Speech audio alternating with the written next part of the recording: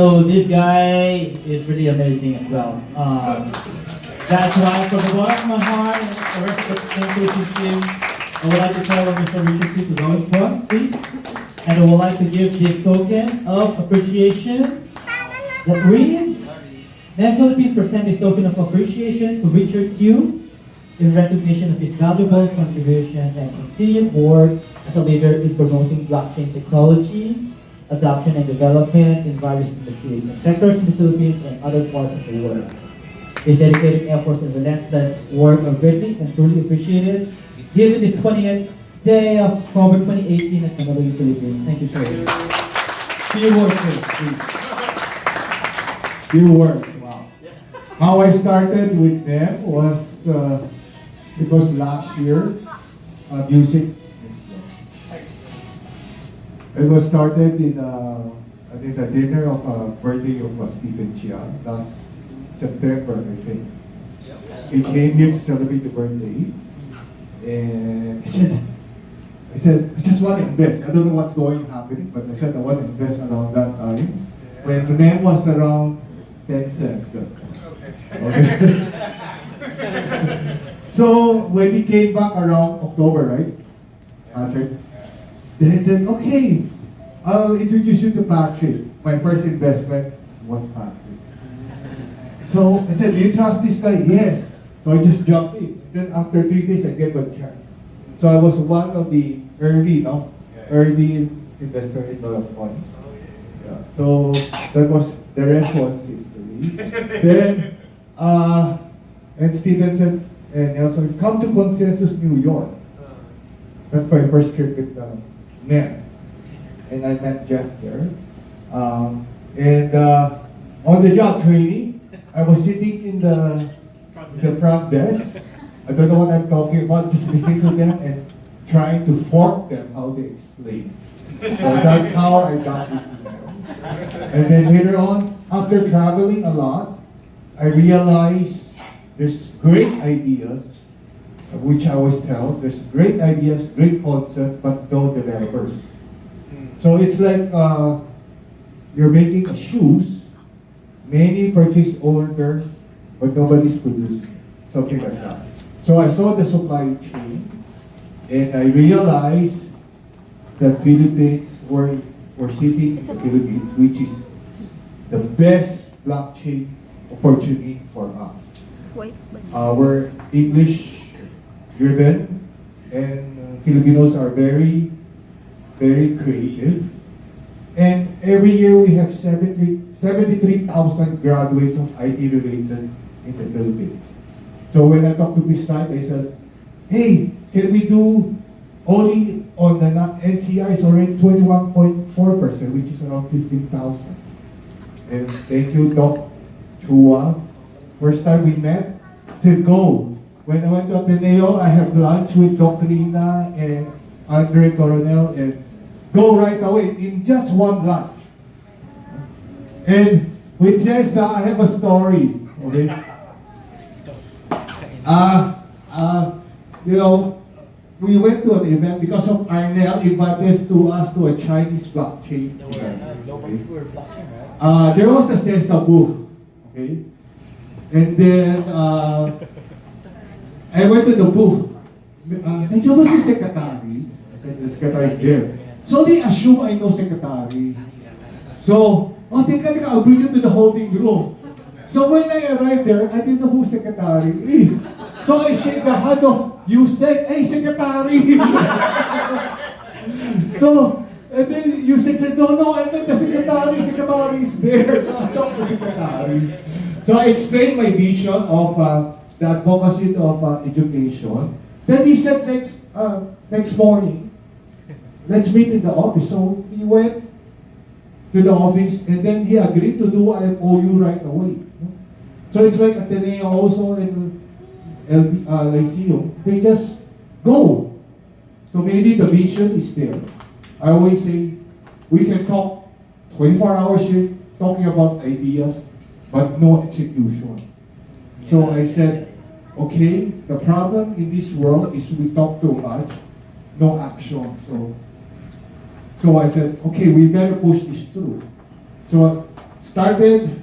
So when I talked to Dr. Chua and Jeff was coming, let's fill up Jeff every day.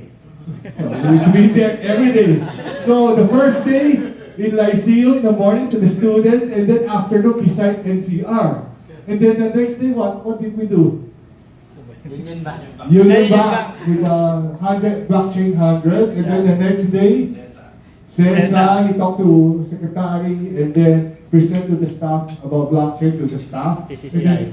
And then the next day with Today. PCS.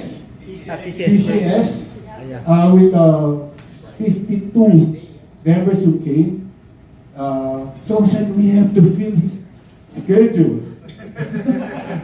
So the PCS, then PCCI, he made a good speech, talk about blockchain. After his speech, a lot of people went to the booth to inquire, from school to enterprise. So we'd like to thank Jeff for that. So that's why we've been asking him to work so hard.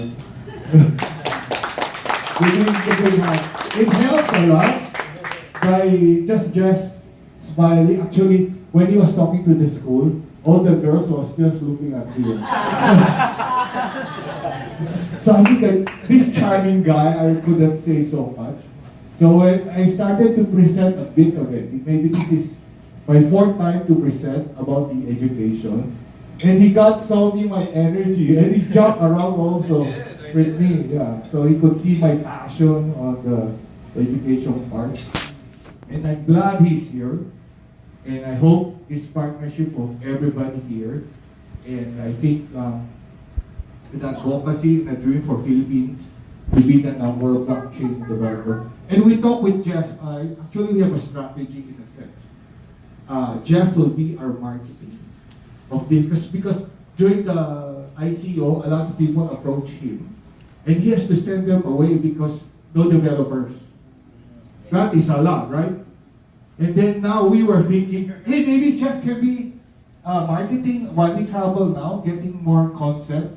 And then as we develop in the school and the developers, he can supply, can match them. I will supply. He will supply. Right now, like last time, there's only 8 developers. When he went to a lot of school, wow, I can get everybody here. Because in last time, he's turned away customers. I said, wow, what a good problem, right? So we have to solve that problem. Yeah. We don't have to turn away people and get them on board. No? And in that case, that we can help Filipinos to have job locally and live still. You don't have to push them to nursing physically and have social problems.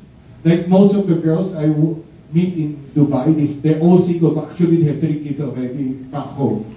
So I rather have them here, work in the house. No? And so when they live here, the evolution of they spend money here, so the money cycle will be around the Philippines. So that's my vision. I hopefully you can help me in my vision. 2 to 3 years, I hope Philippines will be number 1, or maybe in 5 years.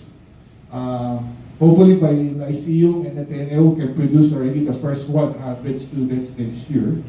And there's some more school, JRU committed, ICCT committed, ABC wants to commit also, and 2 more other school wants to commit.